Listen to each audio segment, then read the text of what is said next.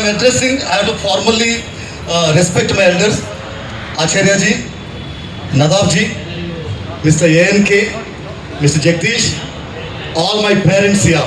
Very good morning to all of you. Very nice to see all of you here. I just came here not to show solidarity, to take your blessings to IBOAC and ABU. Because when you are fighting for pension updation, I think you are not the right persons to fight. I feel all the serving class should come and fight for pension updation. And if working class is fighting for 5 days, according to me, it is not they who should fight. You should fight for 5 days banking because you suffered for it. You want your children to be there with you, which you could not have. Now, I want my seniors to just enjoy their life, but unfortunately, you are fighting. My dear friends, about 3 years ago, when I became General Secretary, one of the first demands I was placing in front of my ಎಲ್ಲ bank ಪಿಂಚಣಿದಾರರು ಮತ್ತು ನಿವೃತ್ತರ ಒಂದು coordination CBPRO ಇದರ ಬ್ಯಾನರ್ನ ಅಡಿಯಲ್ಲಿ bank ನಿವೃತ್ತರಿಗೆ ಮತ್ತು ಪಿಂಚಣಿದಾರರಿಗೆ ನಮ್ಮ ಮುಖ್ಯ ಬೇಡಿಕೆ ಏನಂದರೆ 30 ವರ್ಷ ಆದ್ರೂ ನಮ್ಮ ಪಿಂಚಣಿ ಪರಿಷ್ಕರಣೆ ಆಗಲಿಲ್ಲ. ನಮ್ಮ ಪಿಂಚಣಿ ಸ್ಕೀಮು ಕೇಂದ್ರ ಸರ್ಕಾರದ ಪೆನ್ಷನ್ ರೂಲ್ಸು ಮತ್ತು ಭಾರತೀಯ ರಿಸರ್ವ್ ಬ್ಯಾಂಕ್ ಪೆನ್ಷನ್ ರೂಲ್ಸ್ ಸಹ ಭಾರತೀಯ ರಿಸರ್ವ್ ಬ್ಯಾಂಕ್ನಲ್ಲಿ 2019ರಿಂದ ಅವರಿಗೆ ಪಿಂಚಣಿ ಪರಿಷ್ಕರಣೆ ಆಗಿದೆ. ಕೇಂದ್ರ ಸರ್ಕಾರದ ಪಿಂಚಣಿದಾರರಿಗೆ ಪ್ರತಿ 10 ವರ್ಷಕ್ಕೊಮ್ಮೆ ಅವರ ವೇತನ ಆಯೋಗದ ಶಿಫಾರಸಿನಂತೆ ಪಿಂಚಣಿ ಪರಿಷ್ಕರಣೆ ಆಗ್ತಾಯಿದೆ. ಆದರೆ ಅದೇ ರೆಗ್ಯುಲೇಷನ್ಸು ನಮಗೂ ಅನ್ವಯ ಆಗಿದ್ದರೂ ಕೂಡ ನಮ್ಮ ಪೆನ್ಷನ್ ರಿಟೈರ್ ಆಗಿದ್ದ ದಿವಸ ಏನಿರುತ್ತೋ ಅಷ್ಟೇ ಫ್ರೀಸ್ ಆಗಿಬಿಟ್ಟಿರುತ್ತೆ, ತಟಸ್ಥವಾಗಿಬಿಟ್ಟಿದೆ. 30 ವರ್ಷದಿಂದ ಪೆನ್ಷನ್ ಏನಿದೆಯೋ ಅಷ್ಟೇ ಬರ್ತಾ ಇದೆ.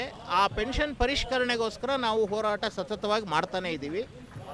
ಸರ್ಕಾರ ಆಗಲಿ, ಇಂಡಿಯನ್ ಬ್ಯಾಂಕ್ ಅಸೋಸಿಯೇಷನ್ ಆಗಲಿ ನಮ್ಮ ಕೆರೆಗೆ ಹೋಗೊಡ್ತಾ ಇಲ್ಲ. ನಾವು ಎಲ್ಲ ಬ್ಯಾಂಕಿನ ನಿವೃತ್ತ ನೌಕರರು ನಮಗೆ 30 ವರ್ಷದಿಂದ ನಮ್ಮ ಪೆನ್ಷನ್ನ ಅಪ್ಡೇಷನ್ ಮಾಡ್ತಾಯಿಲ್ಲ ಗೌರ್ಮೆಂಟು. ಬೇರೆ ಸೆಂಟ್ರಲ್ ಗೌರ್ಮೆಂಟ್ ಆಗಲಿ, ಸ್ಟೇಟ್ ಗೌರ್ಮೆಂಟ್ ಆಗಲಿ, ಬೇರೆ ಯಾವುದೇ ಗೌರ್ಮೆಂಟ್ ಎಂಪ್ಲಾಯೀಸ್ ಆಗಲಿ ಅವರಿಗೆಲ್ಲ 10 ವರ್ಷಕ್ಕೊಂದ್ಸಲಿ ಪೆನ್ಷನ್ ಅಪ್ಡೇಷನ್ ಆಗ್ತಾಯಿದೆ. ಆದರೆ ನಮ್ಮ ಬ್ಯಾಂಕ್ ಎಂಪ್ಲಾಯೀಸ್ಗೆ 33 ದಶಕಗಳಿಂದ ನಮ್ಮ ಪೆನ್ಷನ್ ಅಪ್ಡೇಷನ್ ಆಗ್ತಾಯಿಲ್ಲ. ಅದು ಮುಖ್ಯ ವಿಚಾರ. ಅದ್ರ ಬಗ್ಗೆ ನಾವು ಇವತ್ತು ಹಂಗರ್ ಸ್ಟ್ರೈಕ್ ಮಾಡ್ತಾಯಿದ್ದೀವಿ. ದೇಶಾದ್ಯಂತ 100 ಕಡೆ ಎಲ್ಲ ಕಡೆಯೂ ಮಾಡ್ತಾಯಿದ್ದೀವಿ. ಇವತ್ತು ಬೆಂಗಳೂರಿನಲ್ಲಿ ಇಟ್ಕೊಂಡಿದ್ದೀವಿ. ನಾವು ಒಂದು ಕಡೆ ಬ್ಯಾಂಕ್ಗಳನ್ನು ವಿಲೀನ ಆಗ್ತಾ ಇದೆ, ಇನ್ನೊಂದು ಜೊತೆಗೆ ಈ ರೀತಿ ನಿವೃತ್ತ ನೌಕರರ ಪಿಂಚಣಿ ಸಮಸ್ಯೆ, ಇದು ಒಂದು ರೀತಿ ಕೇಂದ್ರ ಸರ್ಕಾರದ ಮಲತಾಯಿ ಧೋರಣೆ. ನಿಜವಾಗಲೂ ಹೇಳ್ತೀನಿ, ಇದು ಕೇಂದ್ರ ಸರ್ಕಾರದ ಮಲತಾಯಿ ಧೋರಣೆ. ಯಾಕೆಂದರೆ ನಮ್ಮ ಬ್ಯಾಂಕ್ಗಳೆಲ್ಲ ಕೇಂದ್ರ ಸರ್ಕಾರದ ಅಧೀನದಲ್ಲಿದೆ. ನಮ್ಮದು ಏನೇ ಪೆನ್ಷನ್ ಏನಾದ್ರು ಇಂಪ್ರೂವ್ಮೆಂಟ್ ಆಗಬೇಕಾದ್ರೆ ಅಥವಾ ಅಪ್ಡೇಷನ್ ಆಗಬೇಕಾದ್ರೆ ಕೇಂದ್ರ ಸರ್ಕಾರದವರು ಇದಕ್ಕೆ ಒಪ್ಪಿಗೆ ಕೊಡಬೇಕು. ಆದರೆ ದುರದೃಷ್ಟವಶಾತ್ತು ಇದುವರೆಗೆ ಕೇಂದ್ರ ಸರ್ಕಾರದವರು ನಮ್ಮ ಕಡೆ ತಿರುಗೂ ನೋಡ್ತಾ ಇಲ್ಲ, ನಮ್ಮನ್ನು ಕರಿತಾನೂ ಇಲ್ಲ, ಮಾತುಕತೆ ಕರಿತಾನೂ ಇಲ್ಲ. ನೋಡಿ, ಅವರೇ ಆದರೆ ಸೆಂಟ್ರಲ್ ಗೌರ್ಮೆಂಟಲ್ಲಾದರೆ ಅವ್ರ ಬಾಬೂಸ್ಗಳಿಗೆ, ಅವ್ರ IAS ಆಫೀಸರ್ಸ್ಗಳಿಗೆ ಅವ್ರಿಗೆ 10 ವರ್ಷಕ್ಕೊಂದ್ಸಲಿ ಮಾಡ್ಕೊಳ್ತಾರೆ. ಇವತ್ತು ಬೇರೆಯವ್ರಿಗೆ ಕಂಪೇರ್ ಮಾಡಿದ್ರೆ ನಮ್ಮ ಪೆನ್ಷನ್ನು ಅವ್ರು ತಗೊಳ್ತಿರೋ ಪೆನ್ಷನ್ಗಿಂತ ಕೇವಲ 60% ಇದೆ. ನಮಗೆ 30 ವರ್ಷದಿಂದ ಇಮ್ಯಾಜಿನ್ ಮಾಡ್ಕೊಳ್ಳಿ, 30 ವರ್ಷದಿಂದ ನಮ್ಗೆ ಆಗ್ತಾ ಇಲ್ಲ.